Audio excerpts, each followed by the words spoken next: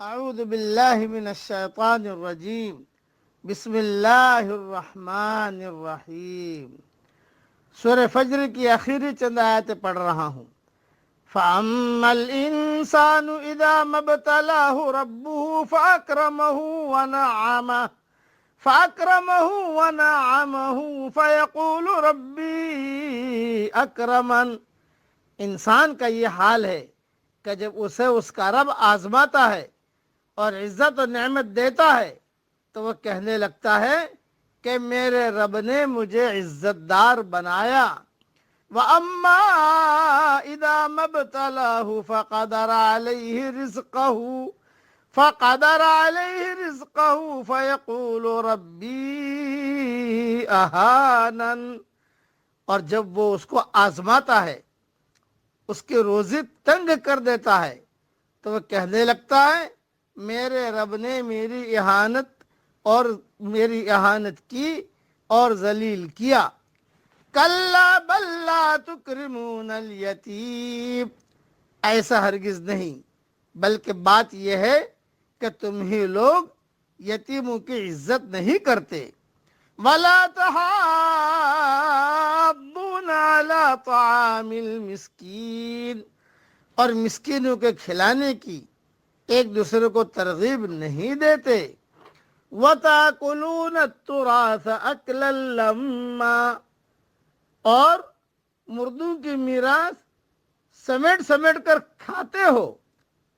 وَتُحِبُّونَ الْمَالَ حُبًّا جَمًّا، اور مال کو جی بھر کر عزیز رکھتے ہو۔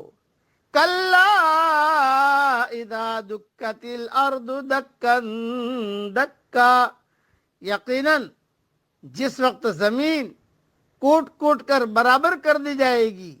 وجاء ربک والملک صفا صفا، اور تیرا رب خود آ جائے گا اور فرشتے صفے باندھ کر آ جائیں گے۔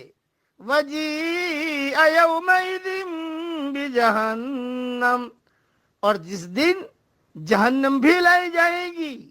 یوم یتذکر الانسان وانى له الذکریٰ، اس دن انسان کو سمجھ آئے گی مگر آج اس کے سمجھنے کا فائدہ کہاں۔ یقول یا لیتنی قدمت لحیاتی، وہ کہے گا کہ کاش میں نے اپنی زندگی کے لیے کچھ پیشگی سامان کیا ہوتا۔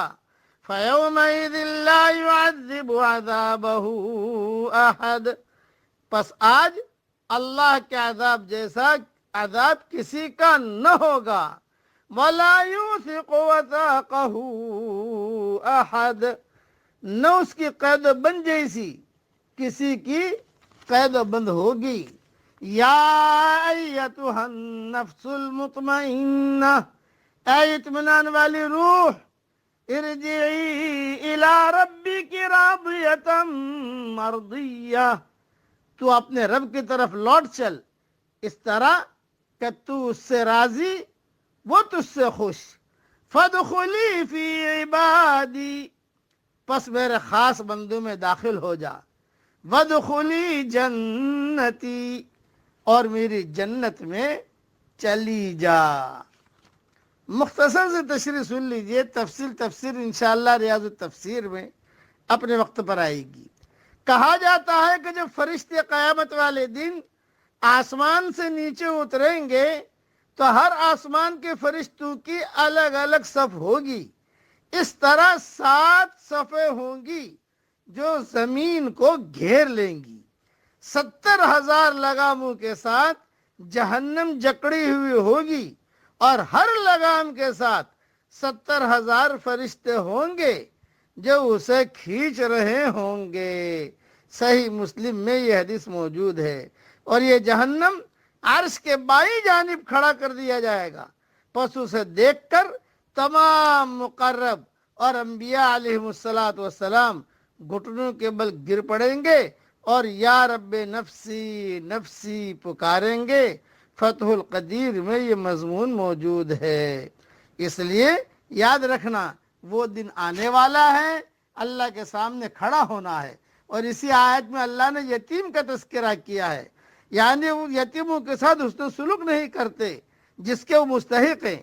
حضرت محمد صلی اللہ علیہ وسلم کا فرمان ہے، وہ گھر سب سے بہتر ہے جس میں یتیم کے ساتھ اچھا برتاؤ کیا جائے، اور وہ گھر بدترین ہے جس میں اس کے ساتھ بدسلوکی کی جائے۔ پھر اپنی انگلی کے ساتھ اشارہ کر کے فرمایا، میں اور یتیم کی کفالت کرنے والا جنت میں اس طرح ساتھ ساتھ ہوں گے جیسے یہ دو انگلیاں ساتھ ملی ہوئی ہیں۔ ابو داؤد میں یہ حدیث موجود ہے۔ اب نفس المطمئنہ جو جملہ کہا، نفس مطمئن کا مقام اس شخص کو ملتا ہے جو کائنات میں خدا کی نشانیوں پر غور کرے، جو تاریخ کے واقعات سے عبرت و نصیحت کی غذا لے سکے، جو اس بات کا ثبوت دے کہ جب اس کی ذات میں اور حق میں ٹکراؤ ہوگا تو وہ اپنے ذات کو نظر انداز کر دے گا اور حق کو قبول کر لے گا، جو ایک بار حق کو مان لینے کے بعد پھر اس کو کبھی نہ چھوڑے، خواہ اس کی خاطر اسے اپنے آپ کو کچلنا پڑے اور خواہ اس کے نتیجے میں اس کی زندگی ویران ہو جائے۔ اللہ تعالیٰ اسے نفس مطمئنہ دیتے ہیں۔ اللہ ہم سب کو نفس مطمئنہ عطا فرمائے، آمین، اور اپنی بڑی بڑی جنتوں میں اللہ ہم سب کو داخل فرمائے، آمین۔ وآخر دعوانا ان الحمدللہ رب العالمین۔